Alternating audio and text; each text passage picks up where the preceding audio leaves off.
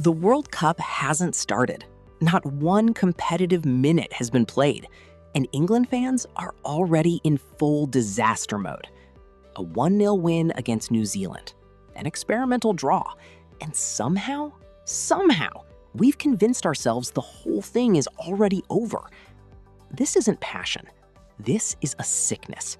And today, I'm going to tell you exactly why it's costing England trophies. Here's a question. Can you name all 26 players in the England squad right now? Most of you can't, because you've spent the last 3 weeks talking about the 4 who weren't picked. Cole Palmer, Phil Foden, Morgan Gibbs-White, Harry Maguire. The omissions, the outrage, the op-eds. Meanwhile, Harry Kane, one of the best strikers alive, is packing his boots. Jude Bellingham, at 21 years old, already has a Champions League medal. Bukayo Saka hasn't had a bad tournament game in his life. But sure, let's spend another hour on who got left out. Every tournament, every single tournament, we do this. We walk past a room full of world-class players and stare through the window at the ones who didn't make it. It would be funny if it wasn't so damaging. Now, let's talk about the man England fans are currently calling stubborn, clueless, and, my personal favorite, a saboteur. Thomas Tuchel. The man who took over Chelsea mid-season, with a fractured squad and won the Champions League.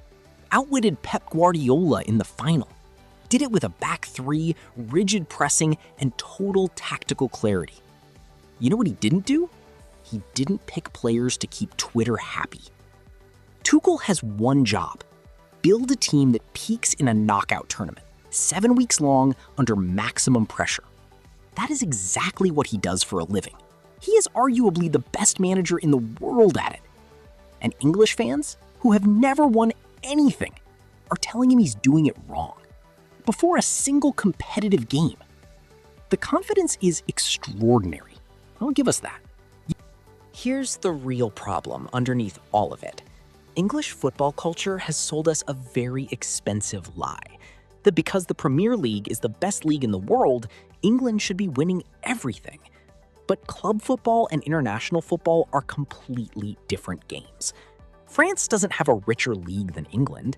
Portugal's domestic football is miles behind the Premier League. And yet both of them have won major international tournaments in the last decade, while England are still waiting. Why? Because those cultures trust the process. They build a collective identity. They don't burn their manager down before the group stage. England fans want Premier League quality with international tournament patience. And those two things have never, not once, existed in the same space. You want to know why England players look anxious in big moments? Look in the mirror. The dread coming out of the media and the fan channels doesn't stay on your phone screen. It travels. Players see it. Their families see it. It builds a psychological weight that sits on a squad for the entire tournament. We say we want England to win, but we keep engineering the exact conditions that make it impossible. We manufacture a pressure environment so suffocating that even the most mentally strong players feel it by the time they step onto that pitch. France don't do this, Spain don't do this, and that's not a coincidence. Here's what I'm asking. Not blind optimism, not pretending the squad is perfect. Just stop the noise before it starts. Trust the 26 players who are there. Trust a manager who has won at the highest level Europe has to offer. And understand that the anxiety and the toxicity and the constant manufactured crisis, it is not passion. It's self-destruction. England have the talent. England have the manager. The only thing standing in the way is England. So, are we our own worst enemy? Or is the criticism actually justified? Tell me in the comments. Subscribe if you want more of this, and I'll see you in the next one.